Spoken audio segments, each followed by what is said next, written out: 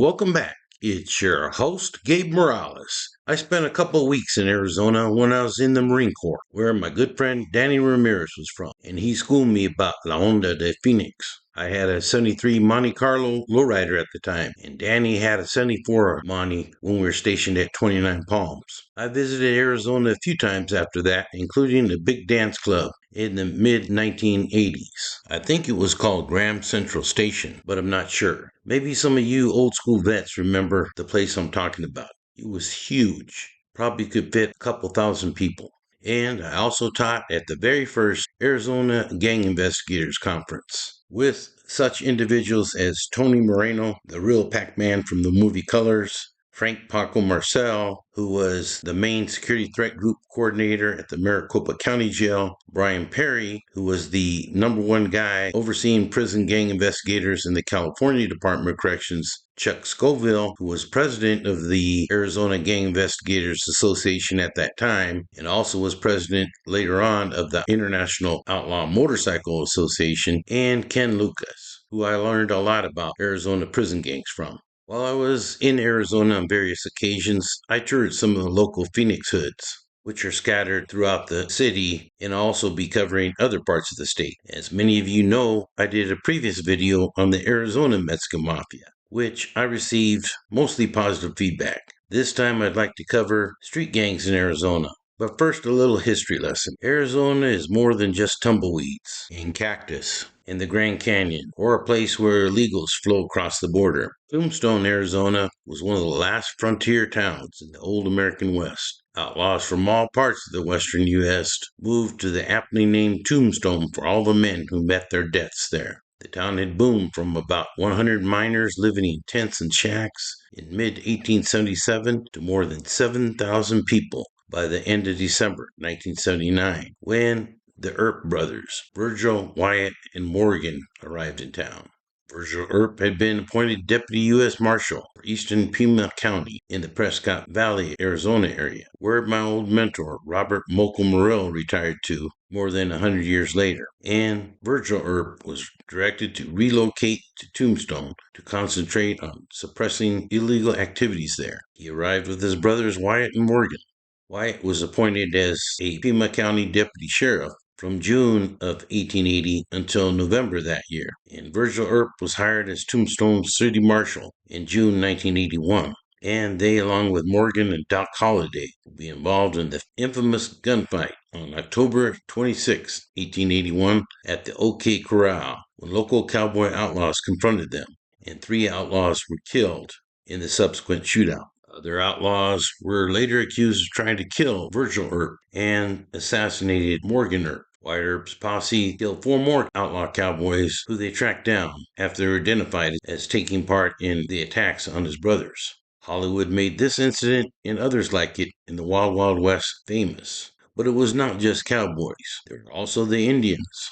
Geronimo, or in more correct translation, Cojale, or translated as the one who yawns, was an Apache war chief and medicine man who from 1850 to 1886 joined with members of 3 other Central Apache bands to carry out numerous raids in the territories of New Mexico and Arizona, as well as fight against the Mexican government in the northern states of Chihuahua and Sonora. He was considered to be an outlaw by the U.S. government, but a hero of Native American resistance by others. Geronimo's raids and related combat actions were part of a prolonged period of Apache versus U.S. government conflict, which started when the Americans continued to take land, including Apache lands. Following the end of the war with Mexico in 1848, the Apache then were forced on reservations, and this policy was very confining to the free-moving Apache people, and they resented restrictions on their way of life. So Geronimo and others led breakouts from reservations in attempts to return their people to their previous nomadic and free lifestyle. In 1886, after an intense pursuit in northern Mexico by American forces that followed Geronimo's third 1885 reservation breakout, he surrendered for the last time to Lieutenant Charles Bear Gatewood.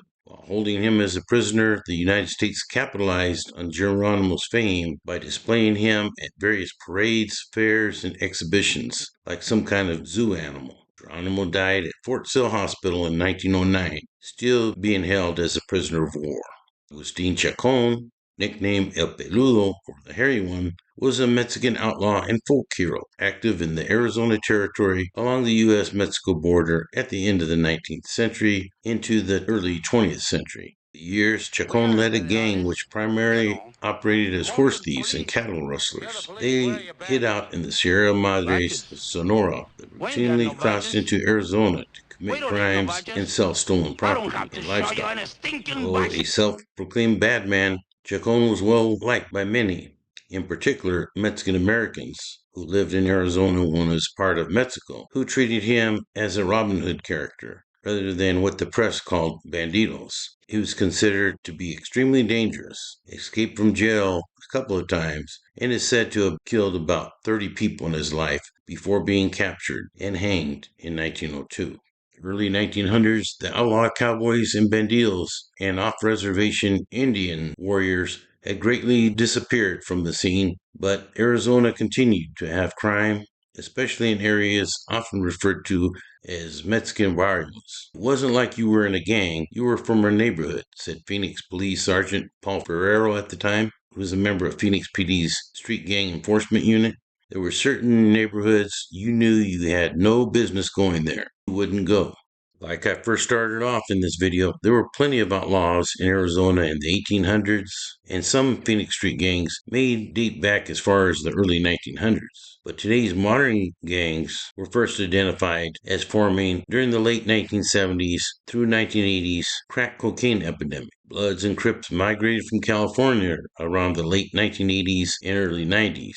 Like I said, even though a few Hispanic gangs began decades earlier, most created their presence on the streets during the 1970s and 1980s. In 1978, police documented what was one of the city's oldest and I believe still operating gangs, the Wedgwood Chicanos. The gang formed in a housing project called Wedgwood Homes in the Maryville area, which remained one of the city's toughest areas. I heard one person claim that Puro Barrio 28 Mini Park was one of the first 5 barrios in Phoenix. In the late 1990s, there was a gang called Mexican Brown Pride, claimed the Palomino Park area as their turf, and it was the dominant gang in the area till it began splintering around 1992 into gangs with names like Sur 13, taking on a Southern California influence, and another offshoot, Vatos Locos Sinolenses, literally means crazy guys from Sinaloa, which tended to be more Mexican nationals, while Mexican Brown Pride was more Chicanos.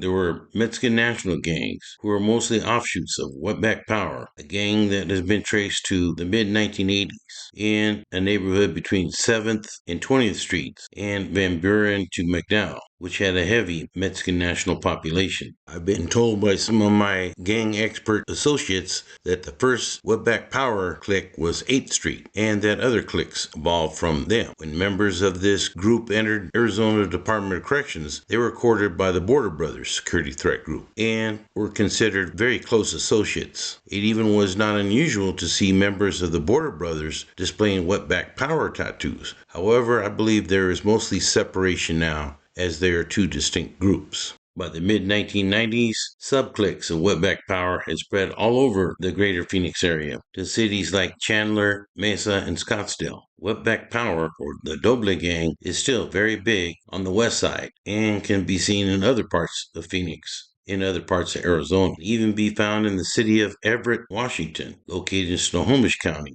just north of Seattle. I have no proof that they were a direct offshoot of the Arizona faction, but I guess that they probably are. The 1970s Buckeye Road to Broadway and 24th Street to 24th Avenue was home to much of the city's black population. For decades, blacks were regulated to live in only certain parts of the city, also known as redlining. This area became the turf of 2 of Phoenix's most brazen street gangs, the West Side City Crips, who probably have the largest Crip affiliation in the city of Phoenix even today, who operated around 10th Avenue, Boot Hill, 16th Avenue, etc., which I understand had a housing project in the area along 27th Avenue. The enemies of the West Side City Crips are said to be Broadway gangsters, which are a homegrown gang that police say refused to affiliate with Crips outside of Phoenix, a snub that set up an immediate rivalry with the West Side Crips, who are said to have LA connections via the Corner Pocket Crips, Other Phoenix gangs that are said to be started by Cali gangs are Rollin' 40s, Insane Click Gang, Active Crip Gang, which are allegedly started by some 107 Hoovers, and Deuce 6 was started by 94 Hoovers. 33rd Avenue gangs that were said to be started by Rollin' 60s Crips, and Lindo Park, started by 87 Kitchen Crips. Told that Front Street Hoods were started by the Swans, and there are said to have been some Del Paso Heights Bloods that moved to Phoenix from Sacramento. And Southside Posse was active at least at one time in South Phoenix. They were identified by law enforcement back in the 1990s as Bloods and beefed with the Southside Essays, who were Hispanic, or South Vista Bloods, aka Murder Block. Has been around for a long time, possibly since the 1980s, early 90s in South Phoenix along Southern Avenue, and one of their strongholds is South 13th Place and East Hidalgo, as seen here. South Phoenix also has the Broadway Gangsters, which were also one of the city's first black gangs, going back to the late 1980s. And today they're said to still be active. There are also Front Street Bloods, located next to the back streets. There are East Lake Park Gangster Bloods, in Mission Park Pyrus, operating around 47th Avenue in Olive. There are also 59 Swan Bloods, said to be operating around 59th Avenue and Bethany Home/O'Neill Park. There are said to be Eastside Namu. In the year 2011, 5 alleged members of a violent street gang known as Eastside Los Guada Bloods, or just Eastside Bloods, were charged in an indictment in Phoenix with various racketeering charges, including murders. What is interesting about this group, and as evidenced in my earlier statement, 4 out of 5 of the individuals named in that case had Hispanic last names. On the north side, there were groups such as Deuce 6 Gangsta Crips and the 27th and Campbell Strictly Only Gangsta Crips. I've been told there are also Northside Neighborhood Crips who are affiliated with the Rollin' 60 Neighborhood Crips from LA. There are said to be North Horizon Pyrus around 67th Avenue in Butler. Phoenix's west side is home to a large gang known as Rollin' 20 Neighborhood Bloods, which is an old gang from South Central LA in the Adams District. There are also Del Paso Heights Bloods, located around Buckeye and Desart Road. I believe there's also a set called Playboy Gangsta Crips, located around 83rd Avenue in Indian School. There's the 4 Trey Mob, aka Madlokes, which is an independent gang, but are said to be associates of the Crips. They operate roughly in the area of 41st to 43rd, Camelback to Glen Rosa, and beef with all Southside gangs and some Maryville gangs, but are aligned with Insane Click Gang, which operates around 45th and Virginia, Hoover Criminals, and other Crip gangs such as West Side Crips. There are West Heights Gangster Crips, located around 15th to 19th Avenue in Tucky. Their West Side City Crips control all the projects in the surrounding area, including along 27th Avenue, also called the Blade. Broadway Gangsters operate around 28th Street in Broadway and are still very active. There are said to be 100 Block Crips around 103rd and Campbell, and Garden Block Crips around 108th and Campbell. There are also the Campobello Neighborhood Crips, located on 33rd Avenue in Bell. And I understand there's also a gang called Westside Brown Pride. Grandel is an old gang located in Glendale, Arizona, that is said to have started at least in the 1970s. But in the 1980s through 90s, police saw an increase in criminal acts tied to the gang. And eventually there's a big crackdown on them after they began engaging in a lot of violence for control of the local drug market and gun trade with Mexican drug cartels. They are very active in and out of custody and were subject to a 2013 law enforcement bust called Operation Neighborhood Guardian. Officers of the Glendale Police Department, with the assistance of local, state, and federal partners, served 7 search warrants at residents in the city. These warrants mark the culmination of Operation Neighborhood Guardian, a 12-month-long investigation into the Grandel criminal street gang. Operation Neighborhood Guardian began as a result of intelligence gathered during a homicide investigation and was conducted in 2 phases. First, during the investigative phase, Glendale detectives working with Maricopa County Attorney's Office and Immigration and Customs Homeland Security investigations made a total of 52 felony arrests, clearing 40 violent criminal cases related to Grandel. The second phase of the investigation incorporated covert operations, which led to the indictments of 17 individuals on a total of 151 offenses.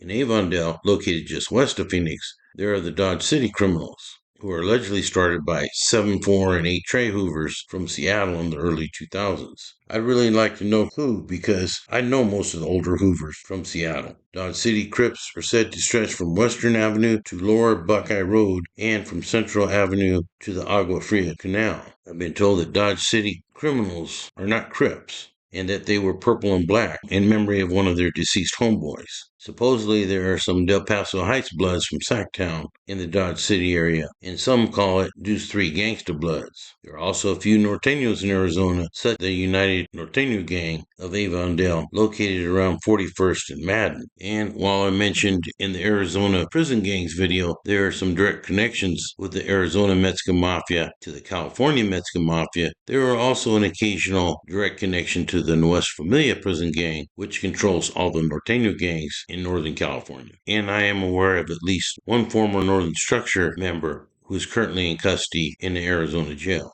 East of Phoenix and Mesa, there's a Southside gang. There's also said to be Skyline Pyrus, who I believe are originally from San Diego, that operate between Crisman and University and Merrill Road. Believe it or not, there's said to be some 98th Street Sons of Samoa Crips, located along Ellsworth and Broadway to Crimson and Broadway. Mesa also has some hoods like Barrio Mesa locals and Eastside 5th Street Bloods, who share the same area around Washington Park and Escobedo. There are said to be a Sureño gang called Southside Chandler. There are various Sureño gangs in Arizona like Barrio Hollywood and Barrio Libre in the Tucson area. Eastside Torrance has been documented in the Douglas, Arizona area. La Victoria locals in the Tempe area. In addition, there are occasionally spotted members of other gangs, like the transnational gang 18th Street or Mara Salvatrucha, are also occasionally encountered. Some call Phoenix gangs watered down, and many operate more like hybrid gangs than they do in LA or Chicago. The alliance structures there are not as tight, and it is not uncommon to see many whites and Chicanos in Blood and Crip gangs, where that is relatively rare in Cali. Gangster rap is still very big in Phoenix, and many gangsters dream of hitting the big time. Artists like Willie North Pole, Freeze TV, Ryda, C-Thug are just a few rappers from the area. Another rapper that has gotten some exposure is Futuristic, who was originally from Illinois before relocating to Arizona. Another rapper, King Maddox, seems to get a lot of hits on YouTube in his videos where he raps about the gangster lifestyle. Also relatively successful was a former Montana native, Res Coast Grizz, who is a more versatile artist that is into rap music as well as alternative music. Redskin Kings is a former native-only street gang that operated in Arizona. They were very organized and characterized by law enforcement as being immensely violent. I covered them in my recent Native American gangs video if you want to know more about native gangs on reservations in Arizona and all across the United States. And I'm sure there are many other gangs that I forgot to mention. Go ahead and put those in the comments section if you want to school me on more Arizona gangs. I do know that many street gang members in Arizona move dope via the Mexican drug cartels, and that outlaw motorcycle gangs are also very active there. As I've stated in previous videos, when street gang members go to prison, they may join groups like the Arizona Mexican Mafia, Arizona Aryan Brotherhood, or Warrior Society, but not all. Those prison gangs usually pick only the cream of the crop, the most violent gang members from the streets, or ones who can move the most dope. You can find more information about Arizona street and prison gangs, as well as other gangs, in my book written with my friend and gang specialist Steve Lucero, called Carnalismo to Chaos, Chicano Gangs and History of the Southwest U.S., that is available on Amazon.com and other platforms. I hope you enjoyed this episode and learned something new. Please remember to count your blessings, stay safe, and stay free. For now, this is Gabe Morales signing off for Gangsters, Cops, and Politicians.